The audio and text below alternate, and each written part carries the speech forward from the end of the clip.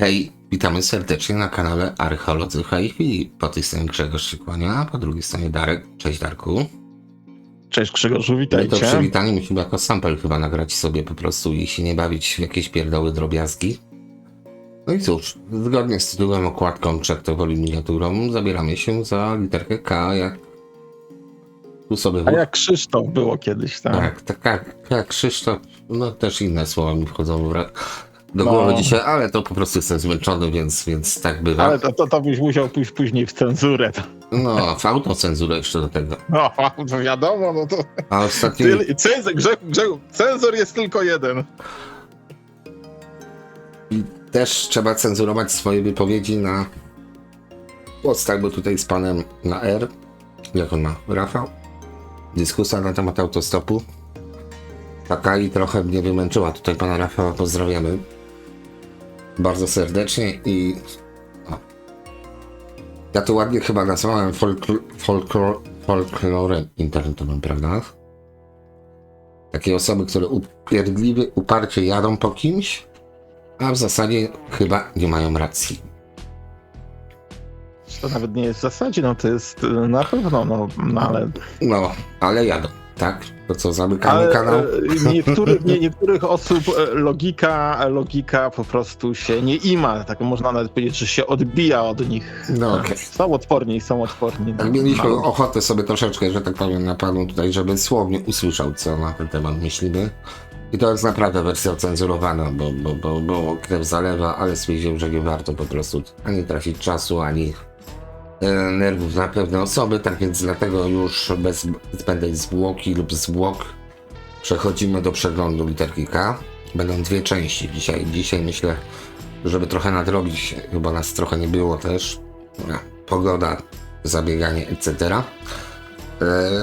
Dzisiaj zrobimy kefy, czy angielskie kolumny. Myślę, że wybierzemy te vintage'owe, bo kef szczęście, nieszczęście istnieje po dzisiejszy dzień. No i myślę, damy radę z Kenwoodem sobie, chociaż Kenwood to raczej będzie opasły temat. Czy ciekawy? No Zaraz więc zobaczymy od czego zaczniemy, na czym skończymy. No dobra, czyli co, pierwsze kefy Corelli, tak? Taki typowy No tak, no to chodzi. No ale faktycznie cholery ładne kolumny tutaj. Też stan utrzymania się liczy, bo no podejrzewam, jakbyście kupili Ferrari, to byście zacieszali za Ferrari, ale jak Ferrari się owinęło wokół drzewa i kupicie to tanio, to trochę klepania was czeka, mimo że macie Ferrari. To samo z kolumnami. Czasem lepiej dołożyć parę złotych. No tutaj pan sobie życzy 800 złotych, ale widać, że coś albo było robione, albo bardzo dobrze utrzymane. Choćby tutaj, nie wiem czy to jest oryginalne, czy to widać, ale ładnie ta maskownica jest przyczepiona z szywaczami, więc kolumna raczej nie wymaga żadnego wkładu. Tutaj ewentualnie no, można to odnowić jakimiś preparatami. To drewno troszeczkę bardziej pan dbał. To mi się bardzo podoba też, Darku. Ktoś nakleja od spodu cholerny filtr. Wiesz dlaczego? Zawsze to robię. Ja tak samo, tak. Jak kupuję kolumny, to ja mam w ogóle tu już zapas tych nóżek, tam jakieś tam z Monakora czy inne i od razu lecą nóżki, bo po prostu jak widzę od spodu to porysowane często tak, kolumny, to trzeba to naprawić jakoś. Ale to widzisz, kolumna jest od spodu porysowana, to znaczy, że jakaś kolumna lub coś innego jest porysowanego od góry, więc tak a propos po te nóżki są. No, 9 kg, pół metra wysokości, 28 szerokości, więc całkiem zgrabny, 70 rok tutaj można. A tutaj głośniczki jakie są zastosowane, czyli takie jak w LS-ach 3 i 5. Tak, głośniki są te same co w LS-ach. To mówimy o... Boże, kawa nie wchodzi. LS3, LS5 to są studio, tak? Zapomniałem jaki to jest z firmy. Przypomnieliśmy pewnie za chwilę, ale chodzi o to, że owszem, głośniki są Kefa, bo głośniki Kefa są dobre, natomiast w tych LS-ach BBC Studio, LS3, LS5, tylko tam zwrotnica jest troszeczkę bardziej przekombinowana. Tak czy siak myślę, że jeśli ktoś wie, jeszcze ma do czynienia tutaj, czy z angielskim brzmieniem, to raczej tu jest fajna oferta, powiedzmy na start. No dobra, lecimy dalej. To akurat z Darkiem mieliśmy okazję. Patrzymy, to jest 120 zł, kefy 303, no podstawowe kefy. No ale tutaj nie wiem, czy budżet powiedzmy pozwoliłby na to, poza tym ten wysokotonowy tak mi troszeczkę nie pasuje, ale tu mogę się mylić, bo trzeba było sprawdzić sobie dokładnie i to każdemu radzę, żeby sprawdzić sobie na własną rękę. czy głośniki są oryginalne, natomiast no, tu jest polepione, więc No i to tak jeszcze bardzo nieudolnie polepione. Mi Znaczy, też no- nieraz się takie przygody zdarzały, ale to tak nie tędy znaczy, droga. nie Tak? czepiajmy się, może pan to No. kupił, więc tutaj okej. Nie, no to ja nie twierdzę, że pan to zepsuł, nie? Ale ktoś to na pewno gdzieś tam w swoim życiu, czy w Polsce, czy tam może bardziej poza granicami Polski to zostało No. zepsute. Tutaj jeszcze Tak. gniazda przyłączeniowe są też. No tam brak jest, tak. No ale za 129 zł, no to powiedzmy coś dla bardzo chętnych majsterkowiczów do zrobienia. No niestety ta membrana do wymiany, co do wysokotonowego, no ręki sobie nie dam obciąć, mam nadzieję, że na ten model jeszcze trafimy. Tutaj może w wyższej cenie to będziemy mieli po prostu porównanie. 129 zł kontra złotych, nie wiem, 500. Areny. Nie wiem, co to robią areny, No ale tutaj to... też widzimy, jak OLX nam wiecznie miesza tutaj. Miesza nam marki, miesza nam inne rzeczy. Sojaki, tutaj mamy kefy C20. Tutaj z tymi kefami to może troszeczkę powiem z własnego doświadczenia. Ja kupiłem kiedyś takie Toshiby, które wyglądały w ten sam sposób. Z tyłu miały napis Made in England. I faktem przyznaję się, raz odesłałem kolumny do sprzedającego i to były właśnie takie, bardzo podobne przynajmniej do tych kefów, bo stwierdziłem, że tutaj głośnik wysokotonowy po prostu nie działa. Znaczy działa, ale równie dobrze można by było go wyrzucić.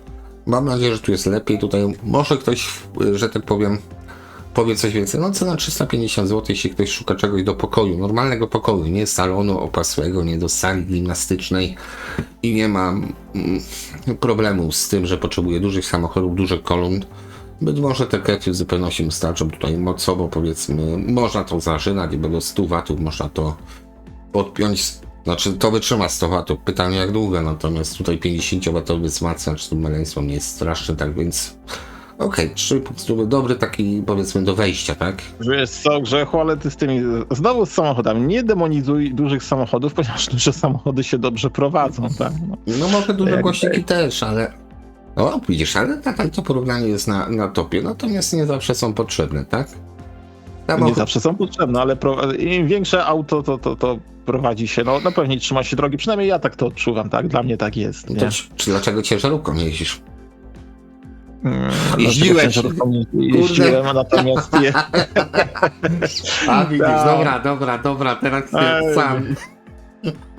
Sam się wkopałem, bo dopiero do mnie to tak wiesz, uderzyło mnie w twarz, że miałeś Dlatego przygody mówię, z że im dużymi większe auto, samochodami. tym lepiej się wprowadzi, no ja czasami wiesz, małym autem też jadę, na przykład Kasi jadę małym autem i to też jedzie szybko, ale wtedy to już jadę tak z ręką na ramieniu, cholera, bo tak czasami mam wrażenie, że ono mi jeszcze 5 km na godzinę więcej i ono mi odleci, nie?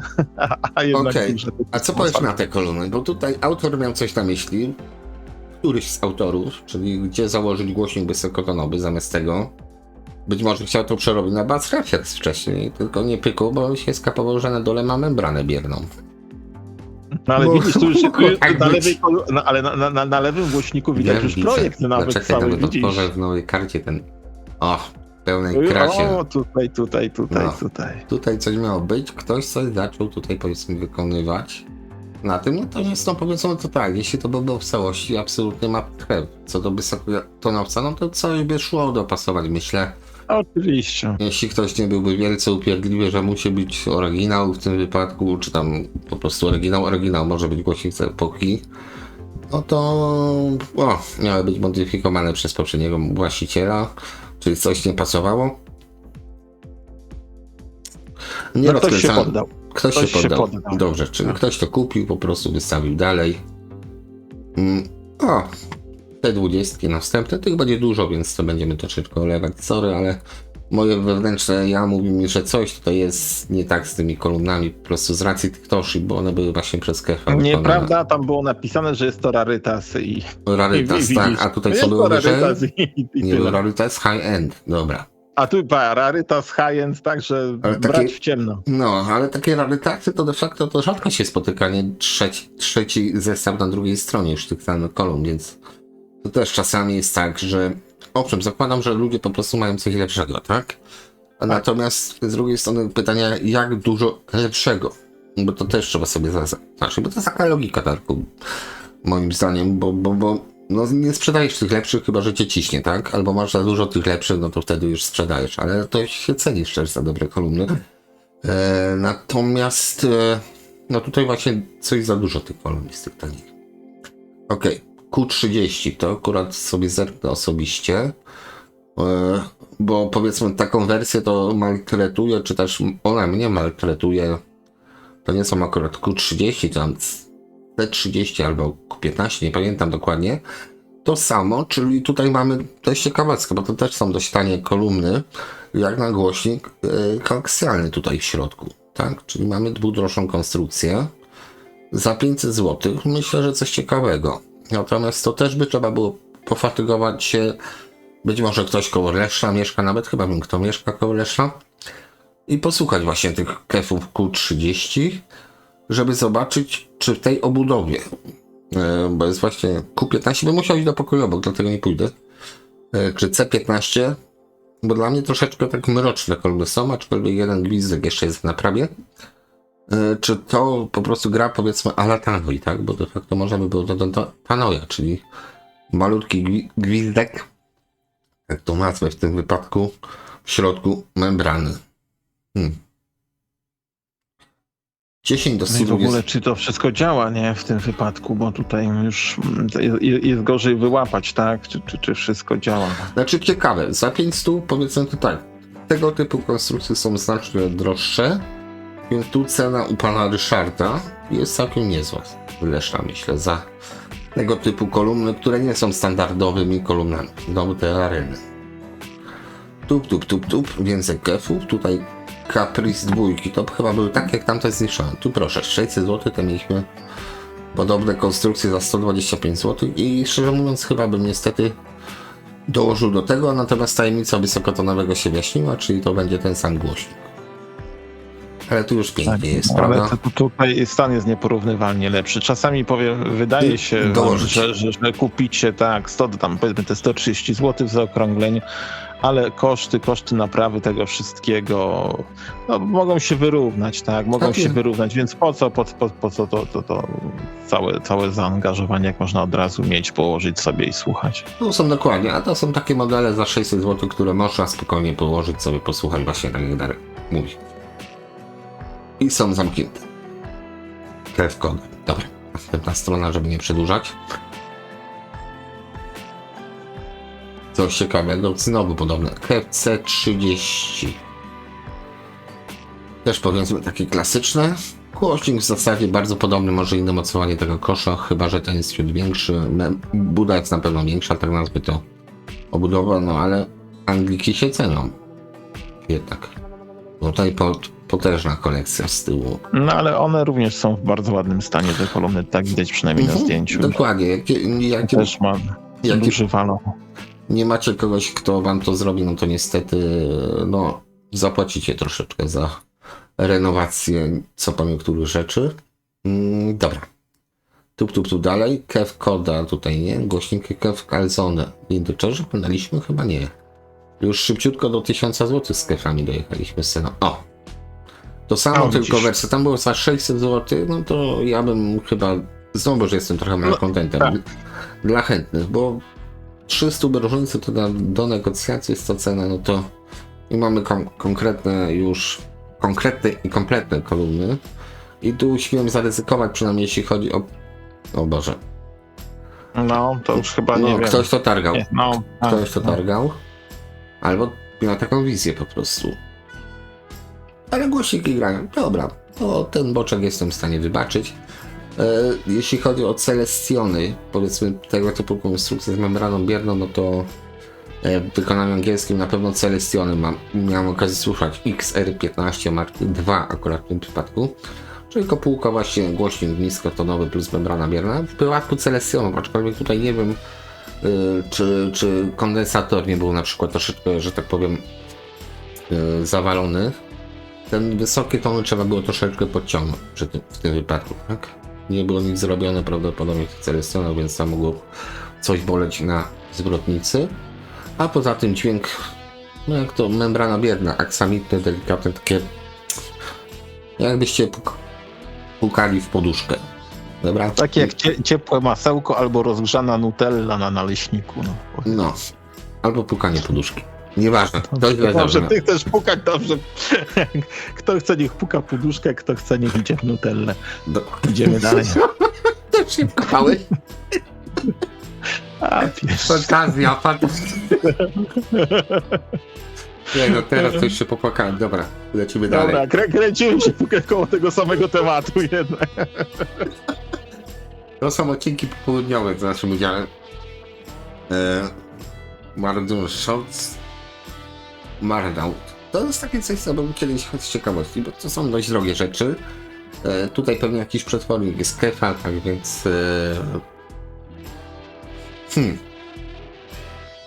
No okej. A, skarpetka jest na tym jeszcze założona. No właśnie. Taki ciekawy pomysł. Mam producentów skarpety zakłada. To jest prosto, ładne. No kurczę, ładne kolumny. Ładne. Ale dobra, to nie Kev powiedzmy. Nie Kev jako producent. Areny, czyli ktoś dołożył, żeby areny się pojawiały wszędzie. ESS model. Stereo Kev. Dobra, tu mnie już zaciekawiło, bo 1200 polskich złotych. Skarpeta też? Nie. Po prostu z każdej strony. No i w zasadzie, aha, no dobra, czyli coś na kefie jest zbudowane. Mamy, to akurat nie jest membrana bierna w tym wypadku, czyli to jest głośnik, prawda? Bo kef, w przypadku kefa to czasami jest membrana bierna, a czasami jest to głośnik. W tej samej budowie, tutaj pewnie po tym stelażu można podać, ale to jeszcze trzeba was sprawdzić. Natomiast góra to jest Perles. Więc tak, kef plus Perles, bardzo ładne, ładny zestaw. O, Perlesik tutaj widać 8 ohmów wybite, tutaj być może nie jest wybite, ale pewnie Perles Tak, oni mieli głośnik. taką manierę właśnie, że często wybijali właśnie oporność na. No, to może zagrać. kartonie. To może zagrać i to można by było spróbować. Tutaj taki jakiś nieśmiały ten bas refleks, ale widać tutaj wielkość jednak nie do końca zgadzała. 35 Hz do 20 000. Obsługiwana na moc 350 W. No to tutaj tak śmiem odrobinę wątpić, chyba że naprawdę jakiś taki dławik mają po zbóju, żeby było. A zobaczmy, bas 9x12, czyli to jest głośnik basowy 9x12 w tym wypadku, tak? Bo membrany bierne ten sam kształt. Miał takie jajowaty, takiego bochenka chleba. Tak może bardziej powiem. Tak. No i tutaj w zasadzie mamy, tak? Podobnie. Trójka kefa. No tu już jest ładnie. I widzisz, można zrobić ładne fronty. To nie musi być tam pierdol jak dla obcego, spasowane z supami, czy I tam, to jest wiesz... ta wersja tych, co tam były mniejsze, tylko tutaj jest dodana membrana bierna. Dokładnie tak. Membrana bierna i... No myślę, że tutaj będzie fajnie grało. To bym bardzo chętnie kiedyś jeśli będę miał okazję oczywiście, porównał 1:1 mano a mano właśnie z Celestionami XR15. Raczej z większymi nie z membraną bierną, ale z XR15 myślę, że spokojnie, no tutaj na pewno no 100 W robi wrażenie, bo Celestion to by się kończył powiedzmy przy 30 czy tam 50 W. Natomiast z tymi watami jest ten problem, że jeśli przy małej kolumnie, przynajmniej tak ostatnio z Heko, czy tam z Hekolcami miałem okazję, mała kolumna, napisane 100 W, spoko, nie? Ale żeby to zagrało jak 3 W na tej samej kolumnie, ale powiedzmy o 20 lat starszej, to trzeba by było tych watów pieprzyć tam 50. Ale masz 100-watową kolumnę i co z tego? Skoro ta 3-watowa wciąga to jak chce. Jeśli macie te kefy, bo to mówię, moje kefy nadal są w reanimacji od delikatnego 1,5 roku, bo tutaj się walają, tam się walają, budowy są zrobione, wszystko zrobione na śrubki pokupowałem, a dupa. I tyle w temacie. Ale idzie, podejrzewam, że idzie do szczęśliwego końca, więc... Tak, bardzo powoli. No, Celestion. To się skończy tak, że będziesz miał je, złoży się je i odłożysz wraz z innymi. No tak, niech powiem cieplutko. Dobra, tu już mam 1350 Celestiony. Ja mówię o Celestionach, tutaj mamy Ditony 120, czyli maleństwa. Legendarne. Na czym ta legenda polega? Tak wiesz, możemy takie dywagacje tutaj sobie robić, bo rozmawiamy między sobą. Natomiast legenda, no okej, to może fajnie zagrać. Jest malutka kolumna z membraną bierną, bo to jest tyci wypierdek. Ten głośnik ma 13 czy tam 16 cm. To jest dość specyficzne, bo to praktycznie wygląda jak piezoelektryczne. Tam byście się spodobali pod spodem, pod tym plastikiem, pod tym osłoną tutaj na środku. że jakiś potężny magnes taki po prostu spałowany w mordorze. Ale czekaj, stop, co my, Ditony oglądamy, Grzesiek? Jesteśmy wiem, na K. Wiem, ale tutaj chciałem powiedzieć, że ten głośnik Aha, właśnie tutaj dobra, Celestiona, on jest płaski. Jego można Ale na on był dechę też, przekręcić. też Bowersy Wilkinsy montowali te głośniki też, ja No mam okej, ten... dobra, no. wracamy. Widzisz, przywołany zostałem, aż mi ciśnienie podniosłeś, albo to ta kawa zaczęła Tak. grać. Raczej to drugie. Kalida, jak 104 AB, czyli czyli jak to, co przed chwilą oglądaliśmy pewnie, to był 104 AB. To była strona wcześniej, prawda? No dobra, czyli lipa. Jak 104 AB, ładne, głębokie. O, to jest też fajne, że kolumna jest głęboka. Nie musi być szeroko opasła, ale jak już jest taki wymiar, no powiedzmy przy głośniku tej wielkości, no i membranie biernej, bo zapewne to jest membrana bierna, no to już jest fajnie, już jest tłusto, że tak powiem. Już ten basik jest fajnie wchodzi. Bas B200, tak?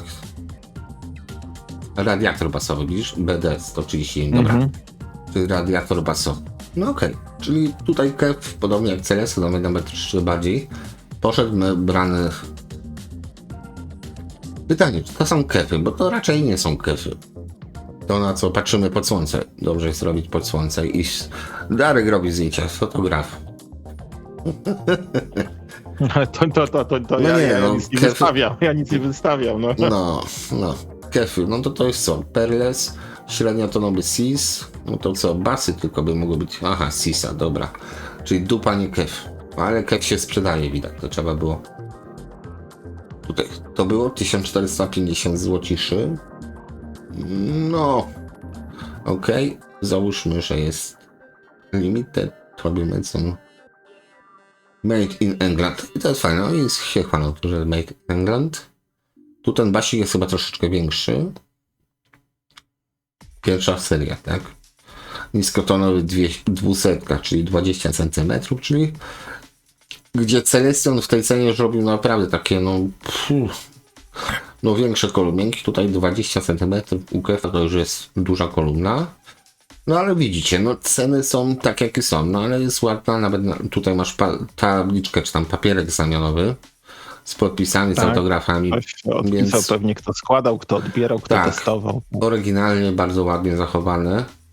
No i kwestia tego, żeby tego posłuchać w tym wypadku, ale myślę, że tutaj może być lepiej, aczkolwiek jeśli ja bym miał na tą chwilę, to mimo wszystko te bym tutaj z membraną bierną, bo to mnie kręci, powiedzmy, takie rozwiązanie, bo to przy niskiej też częstotliwości dźwięku, przy cichym słuchaniu, jak to woli, już jest ten bas bardzo przyjemny, tak? Nie trzeba nic podkręcać.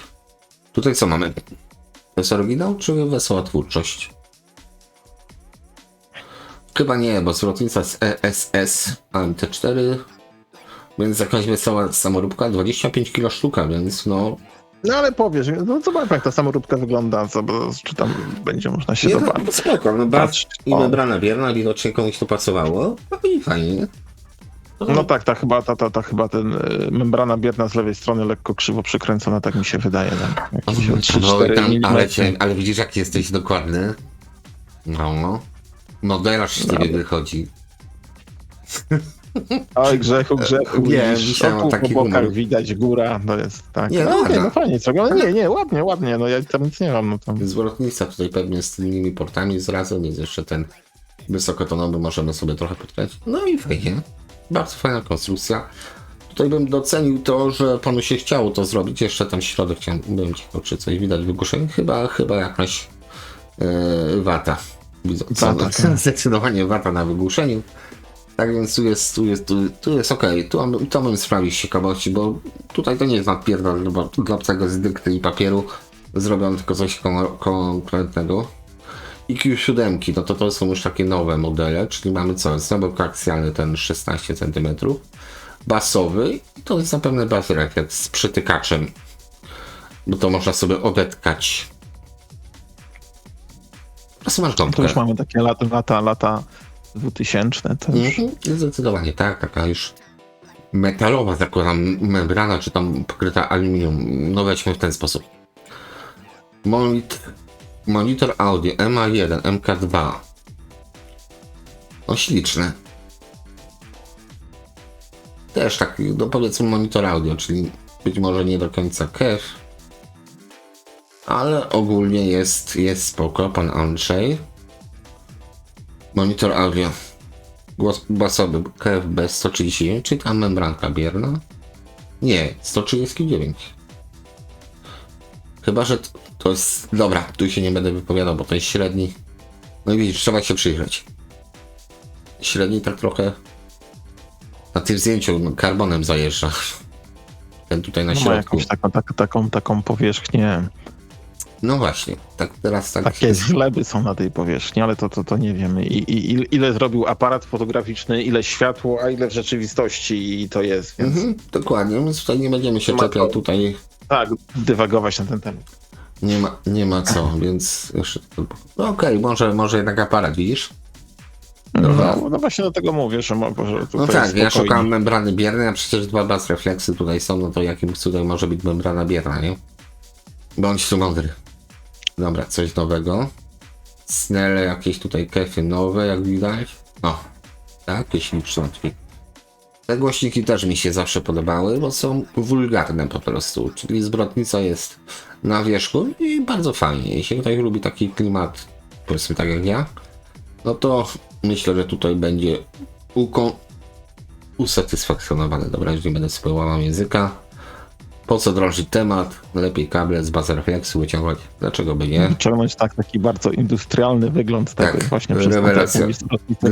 na zewnątrz, to jeszcze jak światło świeci, to wszystko mimo wszystko widać przez maskownicę. Nie, fajnie jest. Tutaj ten średniotonowy tak trochę Celestionem zajeżdża, bym powiedział. Nawet bardzo Celestionem, ale to być może w tej samej fabryce naklejki nalepiali na głośniki. Reszta jest jak najbardziej. Tutaj cena, no właśnie, to jest cena, może będą kolumny tańsze, które będą już miały podobnie, a może nawet lepiej. Ale tutaj raczej bym się skłonił ku temu, że to jest dość fajne, wygląda bardzo oryginalne i no właśnie, to jest taki efekt. Chciałbym je mieć. Prawda? Zakładamy, że dobrze zagrano. No okej. Tu są jeszcze droższe. Znaczy droższe jeszcze, czy nie? Tak, o 100 trzeba dołożyć do tych. To już tak nie porywają, przynajmniej mnie osobiście. Ale również są ładne. Chociaż to ja coś chcę powiedzieć, tak? Bo my tak, a właśnie żeśmy przed samym nagraniem, żeśmy z Grześkiem mówili, a ładne, nieładne, podoba się, nie podoba. No, siłą rzeczy nie słyszeliśmy tych wszystkich kolumn, pewnie nigdy nie usłyszymy. Mów za siebie. Oglądamy przez te... No, Grzechu. Masz dużo, ale jeśli chodzi o światową produkcję, to pewnie to nadal jest promil, nie? Tak, Więc, ale to wszystko się pokrywa też swoją drogą, bo no powiedzmy producenci kolumn zakładam, że to nie są idioci, tak? Więc skoro w Niemczech mieli jedną fabrykę magnesów i zarazem koszy zapewne, no to wszyscy tam zamawiali swoje produkty, więc przeważnie głośniki niemieckie grają podobnie. Przeważnie głośniki norweskie grają podobnie, tak samo przeważnie głośniki angielskie grają podobnie, bo to zapewne była jedna fabryka, a reszta to była to byli producenci kolumn jako całości, czyli składali głośniki, zgadza, ale tutaj wchodzą też takie zwrotnice i projektowali to. Takie drugorzędowe sprawy, jak projekt zwrotnicy, jak wielkość tych puszek, tak, samych kolumn, skrzynek, więc to też działa w jedną, w drugą stronę. Ale o co chodzi, do czego ja zmierzałem, bo my tak właśnie mówimy, że albo ładne, albo nieładne. No bo siłą rzeczy, no, na tym etapie, kiedy my to tylko oglądamy, tak, nie gramy na tym. Zresztą można też i grać na tym i wnioski każdy z nas mógłby wyciągnąć całkiem inne, a tu już też było 100 razy mówione, kwestia źródła, kwestia pomieszczenia, kwestia po prostu jak to pomieszczenie w środku wygląda, wielu rzeczy. Więc to na tej zasadzie tylko albo się nam coś podoba, albo się nie podoba. Znaczy, wiesz co, ja mam przeczucie, ja na przykład, jeśli chodzi o ten sprzęt audio, ja się kieruję przeczuciem i tutaj no mam przeczucie, że tamte będą fajnie. Te też będą fajnie grał, tak? Ja to widzę, zgadza się, zgadza się. Mam feeling już tego, jak to powinno pracować, jak to będzie pracować, bo widzę wielkość kopułki, ze głośnika niskotonowego, wielkość membrana bierna, dla mnie to już jest wiadome, jest regulacja, więc tutaj są pewne elementy, które są fajne. Zresztą, a wracając teraz, ja wrócę do mojej myśli, Darku. To jest tak Dobrze. jak z tymi kolumnami, jest tak samo jak macie Ferrari, czy tam jakieś super samochody. Tam połowa części to jest od zwykłych samochodów, kurczę.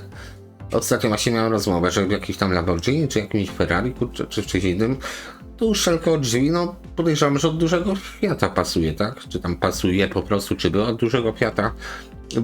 Biorą po prostu części, tak samo nie robią tylnych lamp, bo po cholerę jak wezmą od czegoś innego, nie? Od ciężarówki jak światła do super samochodu za 1 000 000 złotych robią i jest fajnie, tak? Tak samo jest, tutaj to jest produkcja troszeczkę inaczej, to nie jest właśnie na zasadzie produkujmy. U nas to się fajnie działo, bo Tonsi rzeczywiście miał swoją produkcję głośników, coś zainwestował, tak? I na bazie Tonsila też inni producenci budowali, czy tam eksportowano. No to był przemysł też sterowany gospodarczo, tak jak był sterowany. I wychodziło jak wychodziło, natomiast w ramach kapitalizmu to jest producent tego, jest producentem tego, od tego bierzemy to, tamtego, tamto, stykamy to, stroimy i zobaczymy jak to będzie grało. Skończyłem, przepraszam. To się właśnie nazywa globalizacja, niestety. Znowu wracamy do tego. Że kiedyś jeszcze powiedzmy tam w ubiegłym wieku, 2 wieki do tyłu, w XIX wieku, w początkach tej całej rewolucji przemysłowej i później w okresie międzywojennym, no to większość producentów wszystko produkowała u siebie od początku do końca, tak? Albo się starało w znakomitej mierze to robić. No a w tej chwili, no to tak jak mówisz, no to jest zbierane wszystko z całego świata w jednym miejscu, składane do kupy, jest naklejana naklejka made in coś tam, a wcale tak nie musi być, nie? Ale tutaj jest zaskoczenie, zobacz referencje, No. nie? Ale zobacz jak podbite, plus 25 decybeli i minus 6 decybeli już przy 38 Hz, więc te 20 to sobie możecie wsadzić.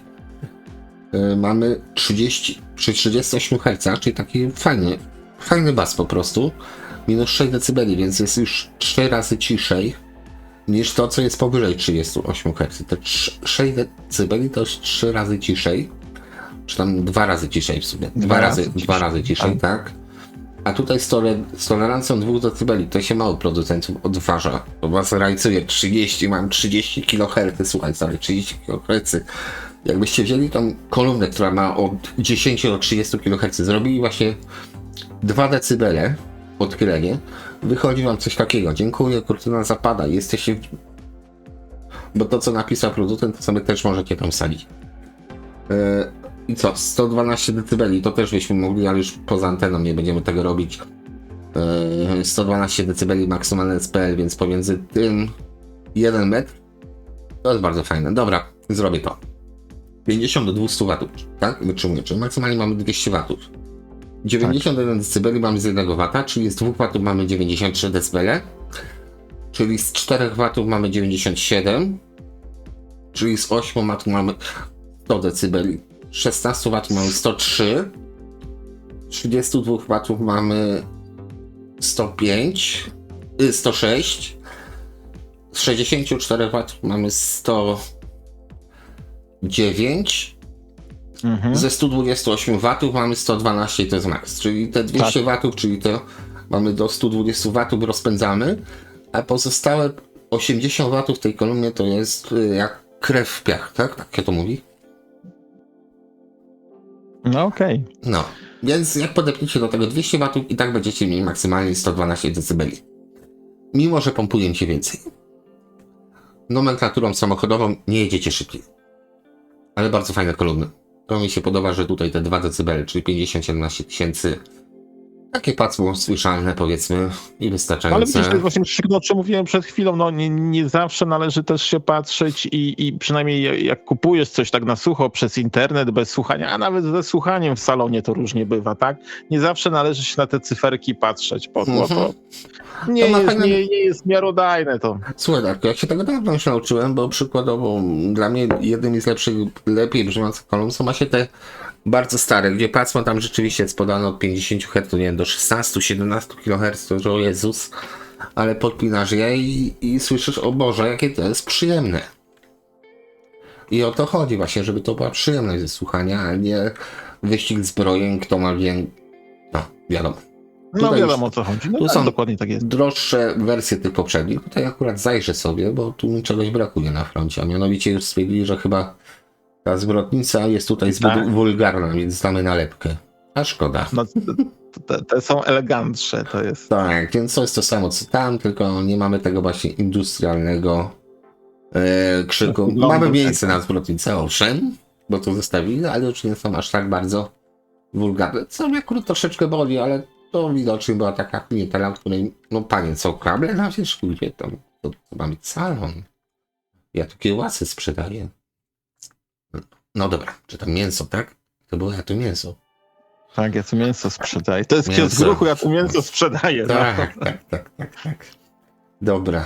Tutaj już widzę, że kefy się nam powoli, że tak powiem, kończą. Tutaj mamy, a spójrzmy sobie na te Q900, bo tutaj co mamy? Średnio wysokotonowe do góry, 4 sztuki tutaj, więc kino domowe ktoś się pozbywa już. Kinomanem nie jest, spoko. Okej, czyli kina domowe mamy, ale to tak spojrzałem tylko, bo to akurat koło Vintage'u chyba mogło stać może kiedyś. Spendory, no właśnie, BBC 1, tego mi brakowało, tych cholerny nazw, bo właśnie Spendory. To nasz kolega wspólny. Ale nie z tej miejscowości. Właśnie takie ostatnio mówił, że to gra genialnie. Właśnie BBC 1. Okej, to tak by the way. Sam kolumny to rzeczywiście mają to do siebie, że legenda to wspiera. A, to miałem okazję słuchać. No tak, Miałeś dopiero, i co? To dopiero teraz nie, bardzo fajne, to Odpina szelki, wyrzuca spadochron? jest bardzo fajnie. Dużo by się powiedziało. Znaczy, świetny zakup, o tak powiem, świetny zakup w świetnej cenie, no i tyle. No tak czy siak, warto ich szukać. Tutaj mamy znowuż jakieś nowsze, dużo nowsze, z regulacjami jeszcze, proszę, ładne. Ładne, no. Dobra, wiem dlaczego pan sprzedaje. Ktoś jednak dotknął, a tego się nie dotyka. A to jeszcze jakby Marek tego słuchał, to powiem za te BBC jedynki, że zazdro i pozdro. I tyle. Dokładnie. On wie, o co chodzi. Okej. Także, Radfordy, przepraszam. Radfordy też takie dość ciekawe. Chyba maskownic się nie zdejmuje. O, i zdejmuje się, no i proszę. Perles, Celestion, do góry Celestion, Kef, duża kolumna. No i to musi pograć. Kefa jest basowy. No tutaj masz Celestiona, jeszcze zobaczymy sobie w ten sposób. Celestion średniotonowy, chociaż to jest średnio wysokotonowy. Tutaj ciężko powiedzieć po tym zdjęciu. Tutaj Kef, nie wiem dlaczego te membrany zawsze wyglądają w ten sam sposób, czyli ktoś to paluchami musiał dziubać. Coś mu przeszkadzało, a tutaj chyba jest Redforda głośnik, bo on jest taki dziwny troszeczkę. Chciałem powiedzieć, że to jest Celestion, ale to jest raczej ich własna konstrukcja, właśnie ten średniotonowy tutaj taki w tej obudowie metalowej, bo Redford też pod sobą sygnował głośniki, przetworniki. Dobra, lecimy dalej. Rogersy, właśnie to są te legendarne Rogersy. Tutaj wiem, robimy kefy, Darku. Ale z kefami to ma wspólnego tyle, że jest głośnik, natomiast tutaj jest, chciałem zobaczyć, czy jest coś, co mnie interesuje właśnie, a mianowicie jaką to ma impedancję, cholerstwo. no powiększ, wlepę. 15 ohmów. 15 ohmów, tak. I właśnie to jest cały sekret. Więcej nie powiem. Rozchodzi się właśnie o te 15 ohmów. Dlatego one grają tak dobrze. Ale co ja będę wiedzę za darmo sprzedawał, chrzanić. Nic więcej nie powiem. Okej. To co? Kenwoodika jeszcze w tym odcinku. No zobaczmy, co tam nam wyjdzie. Kenwood. Dobrze napisałem. Kolumny głośnikowe Kenwooda. No dobrze, możemy kolumny na początek, bo tego będzie dużo więcej. Szczególnie sprzedał, to nawet chyba wszystko na mnie. Dobra, to kolumny Kenwooda sobie zrobimy. Cena od najtańszej, żeby nie było znowu przypału. Następnym razem już zrobimy, powiedzmy, całą resztę Kenwooda. No zobaczymy, jak to pójdzie. No spokojnie, ty już uciekasz. Już się rwiesz. Tak, kto mi przed nagraniem mówił, że jest chory i źle się czuje. Nie jestem chory, jestem zmęczony. Chory to może mogę być psychicznie, ale no zmęczony po prostu. Dlaczego masz być chory psychicznie? No tak samo. Grzechu. Dobra, wiem, że pierdzielę. Nie wkopuj się. Nie wkopuję się, dobra. Ale słuchaj, za 70 zł kolumny, proszę. Co to? LSK 530, no chyba dwie. Para? No para. No, 40... jest napisane kolumny, no tak. No kolumny. No para. Powiem ci tak na dzień dobry, jakby ktoś chciał czegoś takiego troszeczkę starszego posłuchać. Za 70 zł? Nie wiem, czy to jest podpucha. Niby eleganckie, a zobacz, na sprzedaż 2 kolumny, No. podana cena za sztukę. No ale dobra, to No nadal dobra, 140 no 140 zł, no. dokładnie. No to powiedzmy, to jest Nadal takie, jest tanie. to weź, lata 80 bym powiedział, może nawet 90 początek, ale jest spoko. Za tą cenę bym posłuchał tego, szczerze mówiąc. Klasycznie, trudorocznie, po japońsku. Oj, może trafimy na te fajniejsze kenudy, kolumny też. Kenudy LSK 20, kurde, jak one się tutaj bujają. Chyba je kupię, powiem ci, pierdziele. Kupię je. Już tyle A co czasu ty tu już leży. obserwujesz od jakiegoś czasu? No do 2 lata już gości to wystawia? Co ty mówisz? Albo 3 lata? A to jest wysokotonowy albo z Scotta, albo... Kurde, te bacy nie wiem, czy nie są wymienione. Tego wszystkie głośniki. Całe bez ubytku. Maska miejsca konfliktu. No właśnie co do basowych jestem troszeczkę... Dobra, tutaj poszperamy trochę badań alkoholicznych, czyli Kenud LSK 20. Zobaczmy, jak to powinno wyglądać. Nie na tych zdjęciach. LSK 20D. To D robi różnicę, podejrzewam. Tak. Tu mamy LSK 20. To jest Wysoki. cały czas Grzechu ta sama aukcja. Nie, to nie. Oni to jest to samo zdjęcie. Nie, bo jest inny głośnik.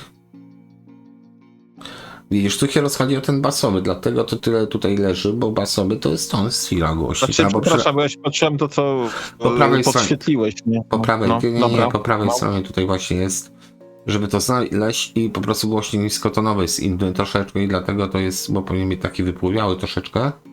Znaczy co do koloru się nie czepią, ale tutaj powiedzmy w tym wypadku jest taki bardziej właśnie tak jakby Scott to robi. Jakby to było robione w Stanach Zjednoczonych, ten Kenud po prostu. Nie made in Japan, tylko made in USA. To jest moje wrażenie. No zobaczymy, czy tutaj coś rozszyfrujemy z tego po napisie. Made in USA, więc to jest Tak, Tonsi. tak. Widzisz, jest ranking też. Dlatego nikt tego nie kupił, bo to jest Scotta głośnik i tu powinien też być Scotta głośnik. A jeśli to by był komplet Scotta, to za tą cenę to powinno wyskoczyć stąd po prostu jak sarenka przed samochód. Porównanie... No, dobra, kiepsko. No. Ale rozumiesz, o co mi chodzi, tak? No rozumiem. No, bo to są te głośniki, to są Made in USA i tu nie ma miękkiej gry za 200 zł, to mówię, sam bym się skrócił, już chciałem je brać, ale właśnie tak się powstrzymałem przy tym basie, mimo wszystko dużo osób pewnie to samo zrobiło. Tu mamy belgijskie dla odmiany Kenudy, więc Jamo? Jamo, dobra, Maskowicz pewnie idzie zdjąć nawet. Schneidery, znowu jakieś ciekawe, nieciekawe rzeczy. Tu, ale proszę, szukamy Kenuda. Tutaj niestety takie, Marantz, proszę. Nawet tam wyskoczył. Mało ciekawe. Dobra, to sobie zobaczę, no to jest aż... Kolumny, nawet 2, proszę. Okej, czemu pan tego nie może sprzedać? W czym problem? Ja się pytam, czym jest problem. Zawsze warto opis przeczytać, zobaczmy, co jest Dobra. w opisie. Posiada na sprzedaż jedna kolumna. Jedną kolumnę, no. A pisze kolumny, proszę. A pisze kolumny, no to faktycznie. No bo za 400 zł, no to... No, sam byś po to jechał. Znaczy, no tutaj wiadomo ceną, bo no, nie znamy tych kolumn, ale powiedzmy są kwoty, przy których byśmy zaryzykowali. No tutaj 400 zł za 2 takie kolumny ja bym ryzykował. Proszę, Kenuda mamy tylko 2 strony. Tutaj troszeczkę Hitachi zajeżdża.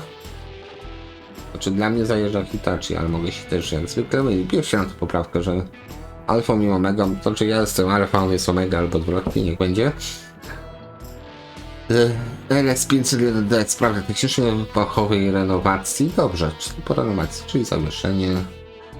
Made in Japan, no tutaj cena 500 zł. Mi się wydaje, że wysokotonowy to jest Hitachi. Po prostu już to jest taki frędzelek, taka wytłoczka, jakby nie wiem jak to określić wokół tego. Hitachi właśnie się lubowało w takich spiralach, powiedzmy. Nawet robili takie głośniki de facto. Rozpraszacz, Tak, ale dyfuzor, nie wiem jak to wiesz co, nazwać. Hitachi niektóre No. nawet taką spiralkę to robili jako zawieszenie, właśnie taki prasowana membrana, właśnie w ten taki sposób właśnie spiralny. Taka ciekawostka. Mówisz, Hitachi coś tam miałem. Chociaż nie, Hitachi mam w sumie, też kupiłem, natomiast z tyłu pisało Made in England, a nic innego. Okej. KL333, KL, to już tutaj pewnie są te ołtarzyki tak zwane. Okej, rozpiska. No, ołtarzyk. To się kupuje dla wyglądu. No, wygląda bardzo ładny. 25 cm niski, 10 średni, 50 wysoki, 94 dB z 1 W. Znaczy nie piszę, że z W, ale zakładam, że z 1 W. Bardzo skuteczne. 94 dB to jest naprawdę dużo już, jak na watowy. Do Polski miał 87, czyli gramy 2-3 razy ciszej. 35 Hz do 20, cięcie 1000 i 5000. Tak powiem szczerze, dość fajnie to na papierze wygląda. 9 kg. Tak, Duże monitory, to już są takie większe monitorki, bo tam bardzo 50%.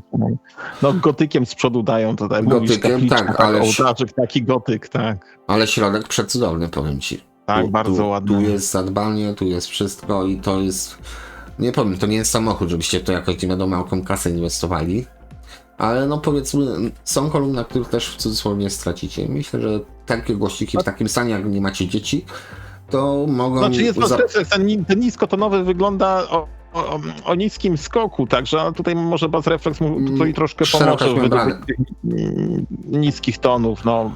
LS-y 1000 tutaj są, tutaj jest membrana, proszę, jak ktoś szuka fajnej membrany, bo Genu też potrafił zaskoczyć. Tutaj masz jeszcze membranę dodatkowo wzmocnioną, już tak totalnie nawet szczela tymi wklejkami. Klepka wentylowana. No tutaj jest ładnie, tak mi się to bardzo podoba. Wysoki, trochę jak widać przytłumiony pianką, żeby tak nie skrzeczał. 1100 zł. I podejrzewam, to są raczej trochę większe kolumny niż się wydaje na pierwszy rzut oka. Tutaj ciężko po prostu o punkt odniesienia. Kiedyś tak kupiłem Grundliki. Przyszły do domu i tak patrzę, kurde, to miało być małe, a czemu to są dwie paczki, nie? Po czym dopiero tu patrzę, o kurde, trzeba było przeczytać na Radio Muzeum Wymiary, bo się rypnąłem. Okej, tutaj te z hornami jeszcze zobaczmy, bo tu autorzyki KL 555, też zobaczymy LS 809. A że są tego, proszę, ATL HD 310. To są chyba największe z tych na jednym basie 310. Tu mamy 25. O ATL-ach mogę coś powiedzieć, czy nie? Możesz, no to jest... Dobra, no to powiem. Jak mógłbym cię powstrzymać grzechu przed... No byłby problem. No tutaj na pewno dużo mamy wysokich, nie da się ukryć. Do odrobienia, ale to powiem ci, takie robią wrażenie.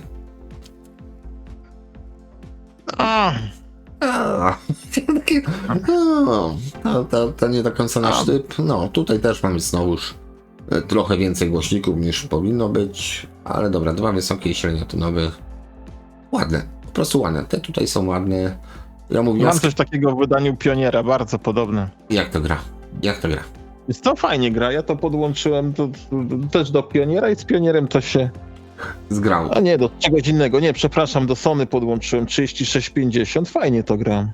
No okej, czyli fajne kolumny. Ja tak odwracam się troszkę od mikrofonu, bo po prostu patrzę na to wszystko i próbuję sobie przypomnieć, jak to grałem. Z pół roku temu grałem, ale fajnie gra. LS809, tutaj w przypadku Kenuda to szukaliśmy chyba ostatnio, czy tam przedostatnio, czy przedostatnio z tej serii. Tutaj pewnie jest kosz aluminiowy. 30, no to wygląda fajnie. Fajnie, że jest wysokotonowy na papierze. Bassreflex widocznie jeden był kiepsko wyliczony, dowalili drugi. Why not? Regulacje są. Jest ładny, tak? Głośniki mają już 40 lat, to jest fajny wiek, 40 lat. Można śpiewać sobie 40 lat minęło. 8 zdjęć, parametrów nie widzę, więc nie będziemy tutaj się z tym pałować aż tak bardzo, ale zobaczmy, co tutaj napisano. 90, o proszę, 60 watów, więc tu jest ok, jest normalnie, nie jest jakieś tam przekombinowane. A tutaj co mamy? Westra, SIS i chyba Westra na wysokotonowym, a tyle. Na pewno Westra jest na niskim. A widzisz, bo używam ich do różnych wzmacniaczy na Kanichi, Denon, Kenwood. Ale to są koksy, to są fanseducze, no to napierdziela, tak? To jest horny rezonator, tutaj fajnie to widać, myślę, dlatego chciałem to zdjęcie pokazać. Bo fajnie widać, że tam jest z tyłu taki otwór Basilepsos w górę. On tutaj się rozpręża, że tak powiem, to powietrze, waląc delikatnie w tył wysokotonowego głośnika. To jest na pewno SIS. A to jest Westro. Dobra. Skończyłem, przepraszam, starałem się szybko zrobić. Bo mało elegancko. KL480, KL660. No dobra. Kolumny. Tutaj mamy tak bardziej na spokojnie, bym powiedział. Tradycyjnie. Piękna maskownica Baucher. Aż trzeba zobaczyć, jak oni to robili. Zwrotnica z tyłu też. Można było sobie każdy komplet głośników wysoko, średnio, niskotonowy podpiąć oddzielnie. Jak robisz wszystko przez zwrotnicę, no, jest fajnie. To jest prawilnie, jest fajnie. Nie wiem, po prostu prawilna kolumna, tak? Nie na zasadzie, że przekombinowana, tylko ładna, zwykła, nie kuje w oczy, ale też nie powala jakąś finezją. Wiesz, o co mi chodzi? Wiem. Jest symetrycznie, bas refleks prawie wielkości. Fajnie jest symetrycznie to wszystko. Jakbyś przeciął to na pół, tutaj jeszcze byś średniotonowy wstawił z prawej strony, byłoby naprawdę fajnie. Ale no widocznie bas refleks był potrzebny. Jednak za duży bas wrąbali do za małej budy, bo być może taką wersję też by szło zrobić, że zamiast bas refleksu mamy po prostu średniotonowy wrąbalny i byłoby legitnie. No tutaj już 2000 i tak myślę, że zabawa, jeśli chodzi o kolumny, to się zaczyna około 2000 zł już teraz. Te tańsze, mniejsze, owszem, one są super. Ja najbardziej popieram. Natomiast to takie, no właśnie takie na przykład kolumny, one już się zaczynają cenić. Natomiast tutaj Alnico może na dole jest, a co do góry, to tak tam piezoelektryczny mi wygląda głośnik. Wygląda tylko oczywiście. Ciężko mi określić. Takiego głośniku, przyznam się, szczerze nie widziałem. Technics robi coś takiego, ewentualnie Coral nawet wstawiał takie wysokotonowe, no Japończyca. A tutaj jest coś troszeczkę innego. Ale jest vintage'owo. O! Dopuściłem ci do głosu. Tamta mi się bardziej podobała. Okej, dobra. Lecimy dalej. To jest właśnie tak, Grzesiek. No okej, to myślę, dla mnie te były ciekawsze, ze względu na to, jakie tam są głośniczki. Szkoda, że nie widzieliśmy. No dobra, szczyta nie będziemy. Tutaj masz tą samo, co tamto, tylko chyba, że droższe. Tam były A tu jeszcze z amplitunerem sprzedaje 2000, no tak, dlatego droższe. Amplituner, co mamy? Tak. Kenwooda. No właśnie, tak. 4080, tak. A nie, 4200, czyli 74 do 6 roku produkcji, jakoś tak? Tak a propos, wiem, takie 74 około rok produkcji ten Kenwood jest. Już zaraz aż sprawdzę, ja jestem świnia, ale sprawdzę sobie 4200, czy pamięć No nie... stary on jest. No ale nie aż stary. Dobra, HiFi Engine 4200. Strona, który większość... 72, 74. No to 74, zmieściłem się. Tak, zmieściłeś się. 19 W na kanał, proszę. HiFi Engine, strona, którą wszyscy uwielbiają, którzy wiedzieli o tym, że żeby tam zostać i nie zostać spanowanym, trzeba było wrzucić jakieś posty lub zdjęcia. Jakbym wiedział, to bym to robił. No nic. Kolumny głośnikowe L. Tutaj następne. I następne. I dalej już mamy chyba pierdoły, ciuchy, duperele. Tak, więc tutaj kolumny Kenwooda sobie... A nie, druga strona. O co tu chodzi? To teraz co, będą nam przyciskać czajniki? Darek, powiem ci, ja przestaję ogarniać tego Lixa, bo oni takie już pierdoły robią. Ale tak, no tutaj mówiłem, masz rację, ja też się z tobą zgadzam, no bo widzisz, jakim to kierunku idzie. 25 stron teraz czego jest? No właśnie wszystkiego, co ma wpisane Kenwood, ale nie jest kolumnami, które oglądamy od 20 minut, tak? Po prostu No bo to chyba tak jest faktycznie. Tu jedyna prawda, jaka tu jest, to te 75 ogłoszeń kolumn i to wszystko, bo cała reszta to... No, przeskakuje automatycznie, bo akurat głupi goście, który ogląda 20 minut kolumny, kupi sobie mikser. Ach, dobra. Dzień trolla dzisiaj naprawdę jest u mnie paskudny humor. Dobra, jeszcze te kolumny dokończymy. Tutaj też mamy co, 70, 80 lata. Darek, nie bój się. A czego mam się bać? Nie lękam się. Nie lękajcie się. Nie. 70 watów, made in Japan. Te też ci się na pewno podobają, prawda? Dlaczego taka maskownica jeszcze z tym? Takie detale Wiesz właśnie. co, jednak te maskownice gotyckie to robią roboty. Ja też kiedyś, jak wiesz, z tego względu kupiłem Ale sobie... co to znaczy maskownica gotycka? No to takie z takimi strzelistými, takimi gotyckimi oknami. One mi się kojarzą z architekturą sakralną gotyku. Żebrowane. Żebrowanie to tak. Tak, to jest nowocześnie już, proszę pana. Tutaj wyglądają pioniery 770 RS, z tym tutaj uchwytem, powiedzmy, taką, chociaż to może być też głośnika, tego nie wiem. I właśnie tak troszkę, czy mi się podoba, tak troszkę już za nowocześnie, za dużo tego metalu, czy to plastik jest, diabli wiedzą, chociaż sama skrzynka jest ładna, Tak oklejona, ładna. Koło pioniera blisko te kolumny bym postawił, a tutaj nie wiem, czy za nowocześnie, ale 40 jest na talerzu. 40... No ale wiemy, że to się, ale stąd ta cena, że to się ludziom podoba. Część ludzi to się na pewno podoba, 40, ja to rozumiem. tak, 40 na talerzu jest. No. 40 ledwo co to się wypchnął.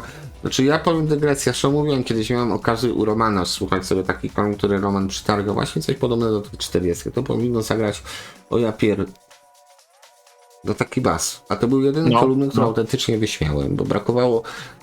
Owszem, no grały, wszystko się zgadza, ale tak miałem swój utwór, macie na pewno swoje, ty na pewno masz też swoje utwory testowe. I po prostu wypieprzyło mi jeden instrument, ten sam wzmacniacz, tylko inne kolumny, zmieniliśmy kolumny, tak? Wypierdzieliło, po prostu gdzieś było takie siodło pomiędzy przejściem, pomiędzy którymi głośnikami, że jeden z tych instrumentów powiedział pierdziele, tutaj nie występuje, ale jestem. Ale nie słychać go. Właśnie taki mam co do tego typu właśnie przerostu głośników nad treścią, bo ten głośnik powinien mieć odpowiednią obudowę. Ta 40, jeśli pracowała, o właśnie coś takiego, czyli bardzo płaskie. No właśnie. One są płytkie, tak, one są płytkie. Płytkie, ledwo co ten głośnik wyspany, więc litraż tutaj się za cholerę nie zgadza. Nie może się zgadzać, bo ten głośnik potrzebuje naprawdę dużej budy, żeby zagrać. Tych baz refleksu to by musieli jeszcze z tyłu chyba nadziubać, żeby coś z tego było. I tutaj mam ból, one są ładne. No są ładne, to krzyczy, jestem kurde zajebisty, zaraz będziemy uprawiać disco i tak dalej, ale no kurczę, trochę mam strach właśnie przed tym, przez to właśnie doświadczenie. Tam ja już zaznaczę, żeby nie było, że jestem czarnowidzem i w ogóle mówię źle i brzydko o tych kolumnach, po prostu tam były świeżo przebiegane, być może coś w zwrotnicy było pierdzielnięte, no ale właśnie taki zły dotyk boli, 20 kilo, ciężkie cholerstwo. No ciężkie, no, ale piękne. To jest kwintesencja lat... nisko to nawet swoje waży. Kwintesencja lat 80. w wykonaniu Kenwooda w tym wypadku. I jeszcze nam zostały ten zestaw, tak żebyś się napatrzył na te, które ci się podobały, tak? No podobają mi się. Kopułki chyba wymienione były, prawda? Bo tam mogą być wymienione. Okej, ale masz swój gotyk. Tak, tam były wcześniejsze jeszcze z mocniejszym gotykiem, ale... No okej, dobra. No jest dobrze. Jest dobrze, Kenwood świeci. Tak, te Kenwoody bardzo przyjemnie grają, dość miękko i myślę, że ten, jak i poprzednia seria, bo poprzedni to był 41-20 chyba, czy coś takiego. A propos, ja nie wiem, czy Michał ostatnio jakiegoś Kenwooda nie kupił. 41-40. 41 kupił, tak? Nie, poprzednia seria była 47-40. Myślałem, że on kupił 47-40, ja bym musiał zobaczyć, bo mi się wydaje, że... Bardzo podobny, ten poprzedni model miał tutaj te zęby, on miał prawie, czy praktycznie na środku miał, tak jak niektóre tam, no po prostu były na środku, były wyżej, tutaj po prawej stronie, no parę drobiazgów w stosunku do 41-40, ten 42-00 ma poprawionych pewnie też moc. Dobra, amplitunery Kenwooda. Tu się szoku nie spodziewamy chyba za 100 zł. Zobaczymy. No nie. Zobaczmy pracę zbiorową. Jest tu Kenwood, ale to są już kina domowe niestety. Techniksy też, powiedzmy już tak No właśnie. Na co ja patrzę? Nudy. No nudy. No okej, no po prostu kupione, przewiezione, w bagażniku zdjęcia zrobione szybko na Lixa. Być może. Tak mogę sobie dywagować, bo prawdy nie znam. Być może akurat zostały w przypadku Kenwooda będziemy mieli jednak bardzo dużo współczesnych rzeczy, tak, poczynając tam od lat 90. No dobra, w górę. a tu jak ci się podoba? wybrakowany bez gałeczek. No tak, teraz widzę brak gałek, ślepy jest. Nie podoba mi się w ogóle. No bo nie ma gałek, czy ta skala po prostu tego taka ukryta? Nie, taki jest bezpłciowy. No bo był tani, chociaż znaczenie ma wysokie, ile to ma mocy. Okej, ale nie ma gałek, rzeczywiście taki pierwszy. Mówię, że mi się nie podoba, to z Sosnowca ktoś jeszcze najechał przez Sosnowiec i dostanę w szybę. A nie, wracam, honor, piękny był. No dobra, nie przesadzaj. Dobra, te tutaj takie czarne to przeskakujemy, nie? Szkoda czasu.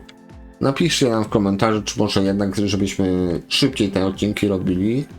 Zamiast tutaj no do rekordu świata nam jeszcze brakuje, ale to mówię, na to trzeba mieć czas, jesienny wieczór i następnego dnia mieć wolne, żeby spać, przepraszam, resztę czasu. No jeszcze tam 7 godzin nakręcę. Nie bójcie się. To jest znowu czarne wzmacniacze od Chryste, panie, co ty mówisz? No będę musiał się Wycinaj to, panie, wycinaj to! Tak? No. Moja wolność słowa została tak wyszła. Twoja? Ta ja se robię, mam to. No wiem, ja Będzie robię zeszłoroczny no. śnieg, mam to. No.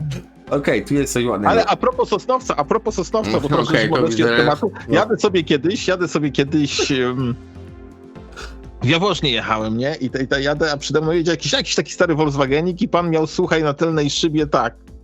Miał numery z Sosnowca, a na tylnej szybie miał kartkę: nie mieszkam w Sosnowcu. Auto tylko ma numery z Sosnowca. Coś takiego. Okej, to jest fajnie. Dobre parę lat temu, tak.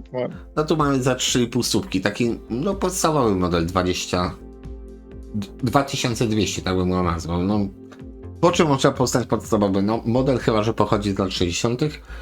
Że ten wskaźnik wychyłowy jest malutki. Tutaj... Wszystko coraz mniejsze, wszystkie mniej funkcji poobcinane. No tak, ale w amplituderze to ciężko poobcinać. Tu jest, no, są tranzystory, zakładam, że działa. Nie jestem pewien co do...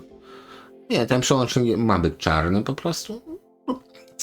No właśnie, do kogo to poleci? Dla kogoś, kto nie chce... To może kto albo zaczyna swoją przygodę z vintage'em i nie jest pewny jeszcze swoich uczuć do tego, więc... Albo chciałby Canuda posłuchać, bo Canuda... Albo chciałby Canuda, aczkolwiek też zaczynanie vintage'u takich czasami podstawowych modeli tanich, no może wprowadzi na taką osobę rozczarowanie, bo może to nie być to, czego się spodziewa i to tak, wiesz, to jest troszkę grzechu na dwoje babka wróżyła, tak? Czy kupić na początek coś taniego i się rozczarować, czy dowalić. Od razu pójść, tak, czy dowalić, zgadza się. Znaczy wiesz co, ja bym na początek, tak jeśli miałbym coś komuś poradzić, niech sobie kurde założę słuchawki byle jakie. I zacznij słuchać muzyki, bo to nie chodzi o to, żeby zbierać, to nie są klocki Lego w opakowaniu, tylko to jest sprzęt służący do wyższych celów, który jest słuchanie muzyki, tak nie magałek, olewamy. Tak. Słuchajcie, weźcie, kupcie sobie słuchawki, słuchawki nie są drogie, nawet vintage'owe, posłuchajcie sobie utworu na słuchawce i później spróbujcie znaleźć, nawet jeżdżąc po znajomych, wzmacniacz, który zbliżył się do tej słuchawki, bo przecież macie ten poziom, obojętnie czy to jest Kedut za 300 zł, czy za 3000 zł, po prostu spróbujcie się zbliżyć do brzmienia słuchawek, bo słuchawka to macie jeden głośnik, blisko ucha, naprawdę wiele detali, które wzmacniacze wykańczają. Słyszycie na słuchawkę. Ja nie lubię słuchawek, bo dla mnie to jest niewygodne, ale powiedzmy to jest takie wyjście. Jeśli osiągniecie to brzmienie bez słuchawek, albo będziecie blisko, to już właśnie później będzie lepiej tylko, tak? A po prostu kupowanie czegoś na początek bez czegoś takiego, ale to jest oczywiście moja rada, możecie ją sobie wsadzić. Może być właśnie to, co Darek powiedział, może być rozczarowanie, bo ten próg wejścia będzie za nisko przykładowo. Ja na przykład, u mnie to była Yamaha R700, taki wejściowy, czy tam nawet Diora jakaś toska na początku i to, no to było troszeczkę daleko od słuchawek i później już czym dalej w las, tym lepiej, tak? Aż doszedłem do... No ale to ty widzisz, to jest kwestia tego, że się nie zniechęciłeś tym, nie? A czasami... Tak. Dokładnie, więc no... Jak już jest fajnie, to już jest później może być tylko lepiej, tak? Jak już gorzej, to już po prostu wiecie, gdzie jest gorzej. O to mi chodzi, tak? I to samo dotyczy kolumn. No niestety, to tak jakbyście mieli jeden wzmacniacz i zmieniali kolumny tak jak ja. Większość ludzi zmienia wzmacniacze przy tych samych kolumnach, więc próbują dobrać sobie wzmacniacz do kolumn, zmieniając wzmacniacze. No, czy to tańsze, czy to droższe, nie wiem. Być może droższe. Tutaj znowu mamy 2300, czyli jeszcze następną serię. Chyba. No i takie podstawowe Kedudy, powiedzmy, one się nie zmieniają. One będą grały po prostu. Tutaj jedyne co, to jest fajnie, że tutaj ta żaróweczka na końcu tej cholernej skaki. Znaczy na co świeci. Tak, że tu jest, bo tu jest żaróweczka. To jest upierdliwe, to jest pięknie zachowane rzeczywiście. 400 zł. Na dzień dobry. Kupcie sobie coś takiego, kupcie do tego gramofon jakiś Sony, Direct Drive, one są No tanie, po prostu są tanie, bo Sony gramofonów jest dużo i kupcie płyty, słuchajcie muzyki. Bo w słuchaniu muzyki chodzi o słuchanie muzyki, a nie wymianę sprzętu czy czegoś innego. No tak samo jak w jeździe na rowerze, nie chodzi o to, żeby posiadać rowery, tylko żeby jeździć na rowerze, prawda? Tutaj już mniejsze opory są. O, 920 się trafiła. A to jest taki słodziak, bardzo mi się podobają te amplitudy. Wiem, że to są nowoczesne, ale zobacz sobie. Masz peak level diodowy, jest czarny, ja lubię czarne, żeby nie było. Te amplitudy mi się najbardziej podobają, po prostu, bo srebrne to tam, okej, wolę czarne. No ja mam też jakiś magnetofon mniej więcej, żeby do niego pasował, widzę, tak. No i proszę. No to Ampurażem zewnętrznym jest podobny nawet tym przyciskiem power, także... no jest bardzo ładnie. Tutaj co do tej Jest gałeczki też po prawej nie jestem pewien, ale to kawałek sprayu by chyba załatwił sprawę przy tym. Dobra. Tutaj znowu 31-30, czyli ta starsza seria de facto. Ona właśnie, tutaj nie widać tego, tu nie ma tych zębów, ale przyciski widzisz, że są inne przyciski. To ogólnie Kenwood wychodził też pod marką Trio, ale już nie będziemy w tym odcinku truć wam tylko marką Trio, bo jeszcze kaseciaki przed nami i gramofony, no myślę, że to by wypadało. Na szczęście szpul nie miał Kenwood za dużo, jeśli miał w ogóle, a na pewno nie w Polsce za dużo było tego. No jest taki klasyczny właśnie amplituner, to po prostu grałem, bo mam ten wzmacniacz, to jest jeden z pierwszych wzmacniaczy, które ja nabyłem, którego brzmienie mi naprawdę odpowiadało, czyli, znaczy nie ten, model 5150. Na moje szczęście pieprzył transformator kosztował kupę siana, więc póki jeszcze inflacja naprawdę nie zapiery, jestem uwalony z tym wzmacniaczem, żeby w ogóle cyferki się zgadzały, jeśli bym chciał go kiedykolwiek sprzedać. Skazany na Kenwooda, nie na Bluesa. Tutaj chyba coś tak porcewiało. No korozja poszła niestety. Ale pytanie, czy od wilgoci, czy po prostu z racji wysokiej jakości stali zastosowane. Więc to jest taka ciekawostka. Ale dobra, szkoda czasu, przeglądamy, patrzymy, czy coś nas tutaj uraczy, bo to jest chyba nasz cel. Albo żebyście spędzili tam czas, albo my z Darkiem, żebyśmy jeszcze się nie wkuł na siebie za dużo, praktycznie w ogóle. 3600, czyli cały czas ta seria 2, 3, 4, piątki żadnej jeszcze nie mieliśmy z przodu. Ten, jak widzisz, już jest nowszy, tak? Jeszcze. W tym designie tutaj już coraz więcej, tak, coraz mamy więcej taką konotacji. na gałkę, no tak. Co by wymyślić, żeby wymyślić, to wymyślimy coś takiego. No, Czy to jest góra ładne? jest ta sama, dokładnie, ale już tutaj już jest więcej finezji. O, nawet nie tyle co fantazji, tylko finezji. I czym dalej w górę, tym będzie więcej. O! Ja tak patrzę spod oka, 500 zł, proszę, tutaj zdjęcie akurat też tak z tyłu. Dziękuję za radę z tym, żeby otwierać w nowym oknie. To już ten podstawowy model, to nie jest ten monsterek, ale już jest fajnie, prawda? Ale robi wrażenie. Żadnych gałeczek, po prostu ładny korektor jest zbudowany. Wszystko na przyciskach, cyfrowy praktycznie bym powiedział. Wzmacniacz, przepraszam. Więcej info w Google i to prawidłowo. Ładny, klasyczny, 80 lata. To już trochę czasu temu było. Canon KEF, co to jest KEF 90? Mocna i unikalny model. Mocny chyba, Boże. Dobra, nie wzdychaj, tak lecimy dalej. 44 znam seria, czyli tu już jest trochę lepiej. Ale też jest droższy. Tutaj chyba jakieś żaróweczki by się przydało zmienić. No i co? Nie będziemy tego pisać, bo każdy amplituner japoński ma właśnie, tutaj w tym wypadku dwa tape już mamy, mono, stereo, loudness, czyli i noise filter, czyli w tym wypadku noise to chyba raczej będzie wysokich częstotliwości filtr. Wysokie, niskie, jak będą średnie, to znaczy, że jesteśmy już na wzgórzu. Jak było napisane dawno temu w encyklopedii, jak koń wygląda, każdy widzi, więc... 30-10, następna iteracja, powiedzmy. Tutaj już jest ładnie. Ale jest tylko jeden wskaźnik. Większe modele, tam był chyba 50 czy coś takiego model. Czy 50-10. On w tym miejscu już ma dwa bychy mocowe, plus jeszcze ten wskaźnik jest na prawą stronę przesunięty i gałek troszeczkę więcej. Ale okej, 42, 41, 40, o właśnie, i to chciałem pokazać dla przykładu. Ja mam coś podobnego do tego, czyli to jest model właśnie 41, 40, to jest ten wcześniejszy, to jeszcze Japończycy robili ten chwyt reklamowy, że pisali, że to ma 2 razy, nie wiem, 40 W, chyba włącznik power skinął, przycisk, nakładka. Nakładka, tak. Natomiast tu jeszcze ten wałek robili, że pisali, że to jest 2 razy 30, ale to było A plus B.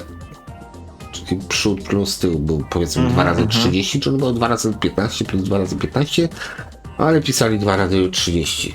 Też, ale no nie w tym wypadku. I bardzo dobrze. Tup. Tutaj mamy 5200, czyli następny, ale wyższy model. I tu już jest scena, szczerze mówiąc, bardzo fajna. To jest następca 5150. Tutaj jest metal, drewno i jest ładnie. 4 zestawy kolumn mamy, tu już można coś powiedzieć, bo 61, 60 chyba jeszcze było, ale to był już taki jumbo. To nie był Monster, bo Monster od 100 watów. To był jumbo receiver z rewerberem i de facto z robieniem funkcji podkładu do instrumentów muzycznych. Tu jest prawidłowo, jest bardzo ładnie, tutaj te zęby, jak to nazywam przypadkiem. Filtry już mamy obydwa, czyli niski, wysoki, tape 2. To jest bardzo prawidłny, taki klasyczny, rozsądne pieniądze, bo za to, jak widzicie, 750 zł, no tutaj ryska. Myślę, że są ktoś, kto potrafi używać ręki i sobie poradzi. I poza tym bardzo ładny, klasyczny właśnie amplituner, jeszcze tam troszeczkę wcześniejszy, czyli tam, 74 rok, no powiedzmy, niech będzie. 73, no, ale dobra. To trzeba nie, sobie 5200, sorry, 5200 to jest, nie 50, 50. 41, 40, widzisz, on jest droższy, żeby było śmiesznie. 41, 40, mimo że ten jest wyższym modelem dużo. Od tego. Jest po prostu nowszy, 5200. Tak. A pierwsza cyfra to jest seria, powiedzmy 5, tu mamy 4, nie? Więc ten starszy jest droższy, dlatego że jest starszy. 70 rok, czyli ten jest jeszcze starszy, 33L. No takich dziadziuchów to już się rzadko spotyka, szczerze mówiąc, z tego był w pewnym momencie wysyp. No to tak wygląda bardzo, bardzo przyjemnie, bym powiedział. Jest klasycznie, do tego budowa metalowa, bo nikt się nie pierdzieli w drewno. Nie było. A to jest jeszcze, wiesz, ona widzisz, jest wypuszczone, to było pod drewno robione, tylko ale co? podejrzewam, że drewno było akcesoryjne, Grzyszku, wiesz? No, to jest, aha, tutaj przód. Widzisz, no. Tak, masz rację. To jest pod kopertę.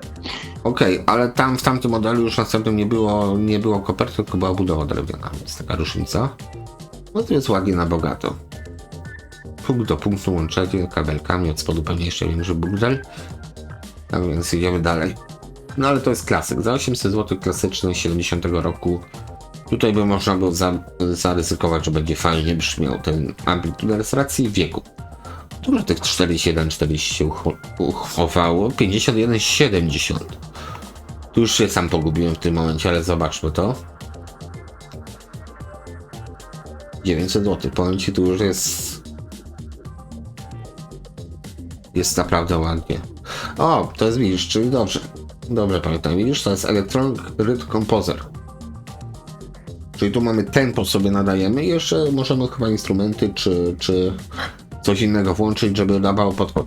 To były Kenwoody dla jednostek wojskowych, bo Kenwood produkował bardzo dużo sprzętu dla amerykańskich jednostek na misjach zagranicznych w czasach i często takie właśnie rzeczy trafiały do tych jednostek, żeby mogli sobie chłopacy pograć. Tutaj jest... Ja z tego co pamiętam, parę lat temu, żeśmy mieli chyba styczność z takimi właśnie kolumnami Kenwooda, prawda? Grzesiek, to były Kenwooda kolumny. Tak, wielkie na hornie, ale po prostu były tak nieustawne, że ja sobie podarowałem. Tutaj jest chyba wejście na gitarę, czy coś takiego, czy do stopy, żeby można było sobie. Natomiast jak widać tutaj ta część rytmiczna jest większą częścią tego amplitunera. Jeszcze co mamy? No, treble bass, fajnie, że mamy kontur, bo był jeszcze model jumbo, ale tego chyba tutaj nie uświadczymy, więc sobie odpuścimy.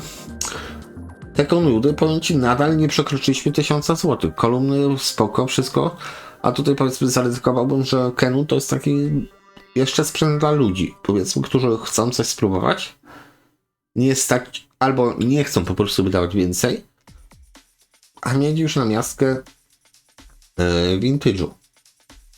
Kar 950, 900, ok, czyli teoretycznie to jest 950, czyli ten najwyższy model. Podoba ci się? Bo ty jesteś miłośnikiem gałek. Podoba mi się. No, oczywiście, że myślę, że mi też się podoba. Bardzo ładnie. I nadal 1000 zł nie przekroczyliśmy. Natomiast co tu mamy? Center, czyli tu mamy balans, tu mamy wejścia, tu mamy synterze centrum, oczywiście już na przyciskach. Bass, treble, filtry, adaptor. To już adaptor będzie trzeba później pozgadywać. Funkcje Prosto, przyjemnie, przejrzyście. Mocy ma. Pewnie. Jakoś tam ma. Jako najwyższy model. Więcej niż potrzebujecie na pewno. 5400 Kenwood. Tutaj jest już ta nowsza seria. 2 gałeczki. Bardzo ładny, bardzo przyzwoity taki właśnie amplitudy. 3 zestawy kolumn, tylko tutaj też raczej nie będzie tonów średnich do regulacji. Bass treble tutaj schowany, bo po co tym kręcić. 5 seria, 6 to mówię, będzie troszeczkę inaczej. No tych 41-40 to nakichane, już mi się nie chce. 50-10 to jest chyba ten, o którym mówiłem. 1200 zł, pan Robert. O widzisz, tu Tak. mamy bardzo ładnie. Masz więcej tych wychyłów. I za 4? 3. Ale masz jedną skalę, masz stereo, ale przede wszystkim masz filtr, to znaczy wychyły mocowe, tutaj skalowany chyba do 120 W, nie jestem pewien. Ale jeśli chodzi o skuteczność tego, to no właśnie, z tymi wychyłami będzie ten problem, co zawsze przy wychyłach. Czyli okazuje się, że nie słuchacie nawet na 5 W, tak? Tutaj często producenci tego, zobaczmy, tak sobie moknie. Play, nie ma. Więc tutaj jest, powiedzmy, o, jedynka jest gdzieś 1 W, 3 W są dosłownie na środku skali, bo to jest mniej więcej max, który będziecie słuchać sobie. 3 W, a dalej jest 100. Taka logika. Niektórzy producenci robili to w ten sposób, że po prostu dawali nam przycisk, że sobie to dzieliliśmy, czy tam mnożyliśmy razy 10, żeby 100 W to było 10 W, żeby wam pokazywało, żeby ta wskazówka to była w ogóle odznaki życia pokazywała. No to jest akurat, szczerze mówiąc, dobra cena, bo one są okropnie drogie, te Kenwoody. To akurat mam okazję, znaczy słuchać, oglądać to w sumie bardziej, bo to mój tata sobie zamarzył o czymś takim i posiada już jakiś czas. No wielkie... A dokładnie ten model? Chyba tak. Tutaj chyba lewa strona odmówiła posłuszeństwa, to wszystkie razem jest być może prądowo. I co mamy? Na dole mamy rewerber, takie okienko, które migocze, jeśli używamy oczywiście rewerbera. No i korektor, chociaż powiem ci, nie wiem, czy tam nie powinien być niebieski korektor, więc okej. Swoją drogą Kenwood dużo korektorów robi fajnych. Sui nam wchodzi tutaj. Jakieś fajne coś? Sony, tak. No, Pionier Sony. No. KR6. Zaczyna już OLX mieszać. Tak, już zaczyna mieszać, ale jesteśmy na przedostatniej. O, dobra, to mamy. Tutaj już pootwieram, dobrze? 7600, bo tu już jest naprawdę fajnie, już jest drogo, ale jest fajnie. Lampy to ja oglądałem, przyznam się szczerze, wczoraj. 60-50 też zobaczymy sobie, no to już są tak zwane drogie statki. 93-40, tutaj też pokażę, bo akurat tego posiadałem. 61-70 posiadałem. Eleven, no tu jest nawet tanio Eleven, szczerze mówiąc. I więcej Elevenów, Jumbo, Monster, to akurat szczerze mówiąc to Dobra, zaraz powiem co tu myślę. To powiem szczerze. KR 9000, 7000 proszę. Eleven GX też sprawdziłem, no właśnie zapomniałem o Elevenach i to się robi grubo. Dobra, Eleven od tych panów to... GX Monster, dobra. Tu mamy monsterki. 6400, czyli seria 6. Czyli mocne, klasyczne od Kenwooda. Więcej chyba nie trzeba nic dodawać, tak?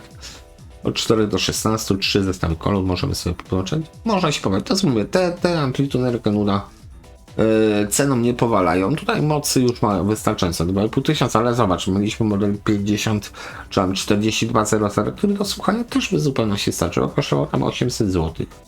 Tutaj masz drugi wskaźnik jeszcze powiedzmy dodany, bo nawet podejrzewam gabaryty tej obudowy front panelu są te same, tylko po prostu inaczej ta skala.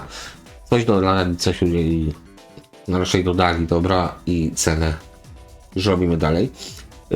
Tego Kenwooda mogę się wypowiedzieć, to jest właśnie to samo, co mówiłem wcześniej, może ja się pomyliłem w tym wypadku, ale właśnie w tym przypadku tych lampowych, bo to jest lampowy amplituner Kenwooda pod marką Trio.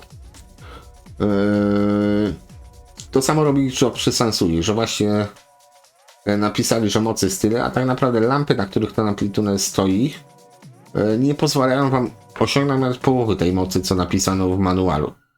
ale będziecie się połować do tego, że ma to, nie wiem, 20 watów, z czego ma 8.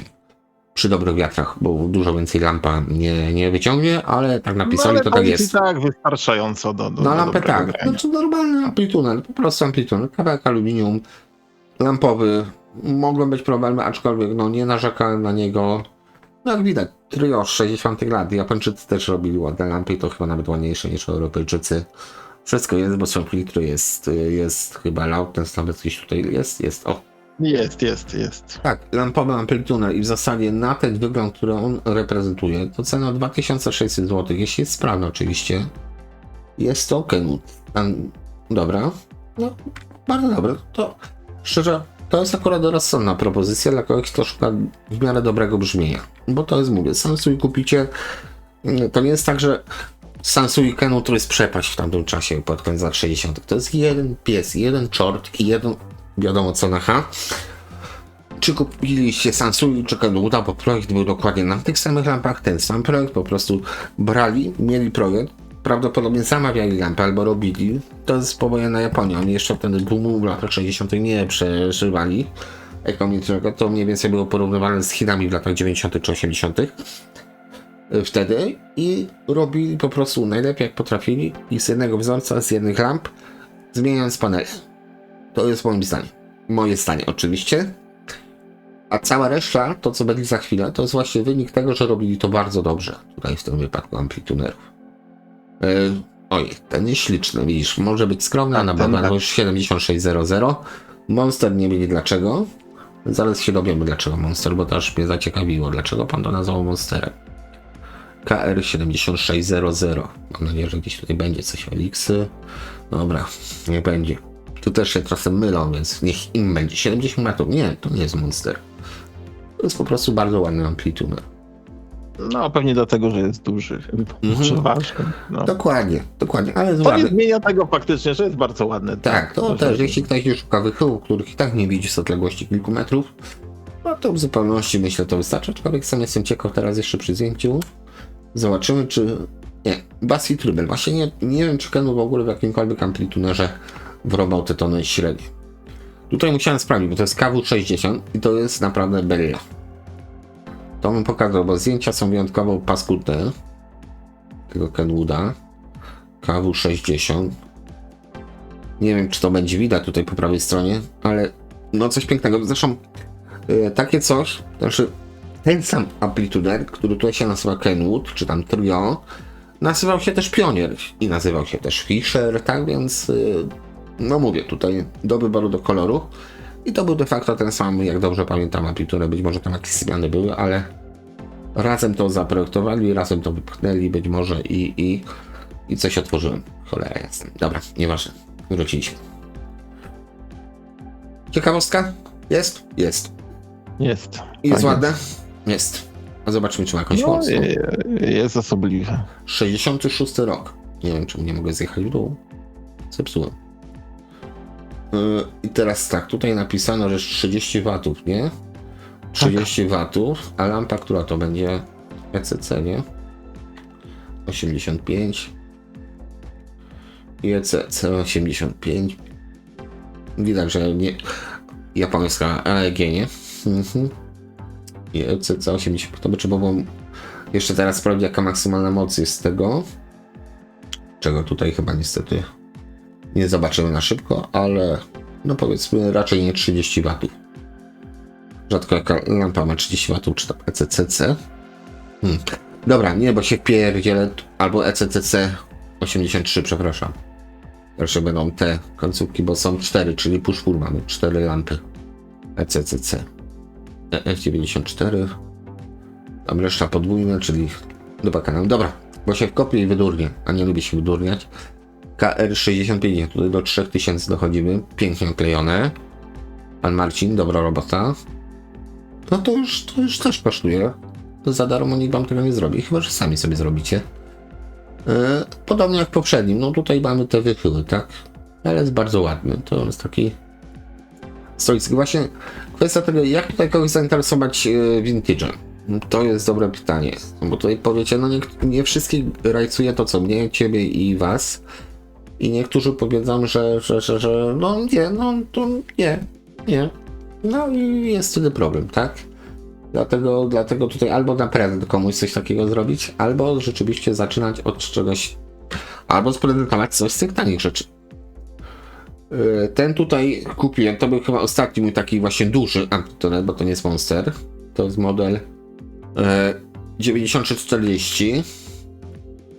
Naprawiłem, posłuchałem, to w sumie mój tata chciał go mieć, bo to był chyba jeden z niewielu Amplitude, który no miał tych wychyłów do spora, jak widzicie, ma ich 4 plus te 2, więc jest ta najbogatsza wersja. Jest 6, jakby nie było, tak. Tak, tutaj jest jeszcze ten, co ważne, meter level, bo tak jakbyście słuchali normalnie, to wszystkie by leżały jak jeden.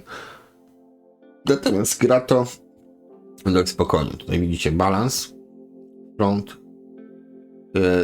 front, lewa, prawa, aha, chyba to jest przód, tył i tak dalej, dobra, nieważne.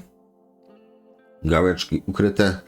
Na pewno jedno, czego nie można mu mówić, to wygląd. Jest przecudowny, jak świeci, jest duży, nie ma 100 watów i z tyłu powinien mieć jedną rzecz, która mnie ciekawi. Tutaj chyba ten model, jak dobrze pamiętam, chyba ma. Sorry, tak to trochę rozwiję tajemnicy. Tu macie coś takiego, na co zwracajcie uwagę. Dlatego oglądacie, bo chcecie rady ode mnie, tak? To jest element wykładany, to po lewej. To jest dekoder kwadrafoniczny. Model coś tam 2. Nieważne. Ale nie wszędzie to było opcja i nie każdy sprzedawca, powiedzmy, to daje wam. Tu to jest, więc spoko. To na pewno jest im plus. Bo możecie się troszeczkę inaczej pobawić tym Amplitudem. Wiedziałeś o tym? Nie, no skąd? Nie miałem tego nigdy nawet. Jednym słowem, jak nie ma tej skrzyneczki, no to nie jest ma... powód do negocjacji ceny. O. Jest powód do negocjacji ceny, tak mówiąc delikatnie. Tutaj to wszystko jest, więc tutaj okej. On jest spoko. Tutaj mamy Jumbo, tam był jeszcze drugi Jumbo. I mówiąc szczerze, jakbym miał teraz wybierać pomiędzy tym a modelem niższym, wziąłbym model niższy. Tak. Dlaczego? Dlaczego? Bo tutaj się napaliłem na te 3 wychyły po prawej stronie. Mówię szczerze, kiedyś na wychyły się napalałem.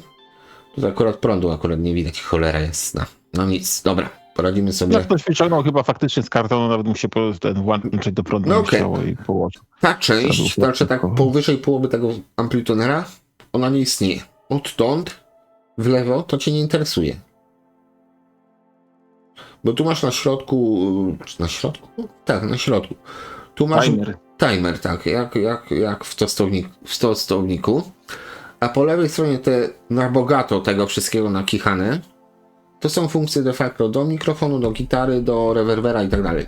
Tego nie słuchasz. Rozumiem. Więc to są funkcje zbędne, jednym słowem dla nas, tak? Masz 2 wychyły tutaj, po prawej stronie, owszem, to jest fajne, ale co jest wkurzające, że tutaj masz, powiedzmy, jakby to określić, regulacje wysokich, niskich, nie masz konturu, natomiast ta trzecia gałka, którą tutaj pokazuję myszką, ta z płetwą, akurat ja płetwy nie miałem, bo ktoś ją urwał. Ta trzecia gałka właśnie robi coś takiego, że są preprogramowane jakby ustawienia, o ile dobrze pamiętam, mogę się mylić, bo to już było kupę lat temu. Ustawienia, ale nie ma jako takiego konturu ten Amplitude, nie ma przycisku kontur, loudness.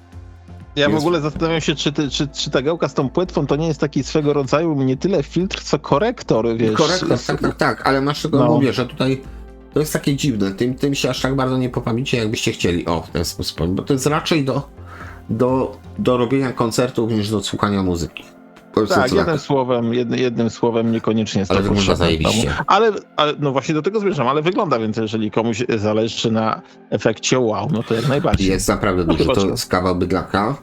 No tak, ale to się nie umywa w porównaniu z tymi już, Elevenami. Tutaj proszę, mamy wbudowany system Dolby, który działa, o ile dobrze pamiętam, tak, Dolby FM też. To po prostu wali Dolby po wszystkim, więc całkiem ciekawa rzecz. Mamy wychyły, no może nie jest tak bogaty, bo ten chyba następny Eleven, super ten czarny, element, tak, super element mi się bardzo podoba. Tak, Natomiast to jest wielkie bydle, które naprawdę jest monsterem, to jest w sumie jeden z tańszych monsterów, które możecie teraz kupić, 6,5 tysiąca złotych. Dupy nieraz wsadzi, 120 W, więc jest monster i to przy 8, tak. A schodzi do 4, więc myślę na 4-omowych to nawet 150 W, jak komuś to interesuje, obrajcuje, osiągnie, więc pali większy swoich kolumn, które posiada na tym wzmacniaczu, on albo jego dzieci. 18 kg, 77 roczek, więc taka właśnie końcówka Wojny Monsterów. W 79 Technics popełnił tam 300-watowy amplituner, po czym się skończyło wszystkim. No ładna rzecz. To jest oczywiście wielki, ładny amplituner. Tutaj, o ile dobrze pamiętam, jest chyba przycisk do regulacji tych meter. Widzisz? Power i line level, więc te wychyły ci mimo wszystko fajnie pracują nawet przy cichym słuchaniu, bo tak to jeśli macie 120 W, byście mieli takie wychyły, on by sobie pyk, może pół milimetra w prawo się wychyli, po czym by się ruszał, tak. Dokładnie, bo to no powiedzmy byście mogli zacieszać, że są i na tym wszystko. KR 9000, tak? Jak 11, czyli nie 11, tylko jak 11. Model 9000 timer, oczywiście, no, ale timer, powiem ci, dobra rzecz. I coś, co już rzeczywiście wyróżnia, tutaj w tym wypadku też to jest, czyli tony średnie mamy, Dolby też. No w zasadzie rzeczywiście dobrze pan powiedział, jest jak ten 11. Funkcjami tutaj zepsułem. Funkcjami to się niewiele różni, że tak powiem, ale jest po prostu prawidłnie, tak? Jak myślisz? Nadal jest bardzo ładnie, nadal jest ciekawie i myślę, że to jest drogo? może być to sprzęt 7200, pożądany. więc około 6. Do negocjacji, ale do negocjacji... Tak. I tutaj mamy Elevana GX-a, czyli de facto to samo, a nie korektor, widzisz, proszę. Tu mamy gałkologię, mamy wysokie i niskie średnie, a tu mamy wersję dla hardkorów, czyli mamy powiedzmy bardziej wymagających, powiedzmy. Tak, gdzie ta korekcja dla muszą... hardkorów, tak. Tak, jest korektorów więcej, jest Dolby. Ejwen jest, dobra, wychyły są. No i w zasadzie tak, no to już jest sprzęt, który kupujecie oczami. Czy to ta gra lepiej właśnie? To jest jak z kablami. Jak już kupicie, to grają lepiej, tak? To może być taki sam efekt, że to też, no powiedzmy, to może być takie tłumaczenie. No, wysteruje wszystko, każdą kolumnę wam wysteruje, etc. No, zawsze się znajdzie, że tak powiem, jakiś argument, który no, nie powali, ale też nie da 100% szybkiej odpowiedzi, dlaczego by nie. Więc jeśli ktoś się tak długo zastanawia jak ja, to czasami daję po prostu takie argumenty komuś do ręki i ja nie lubię się kłócić, szczerze mówiąc, więc wolę to przemilczeć i tyle.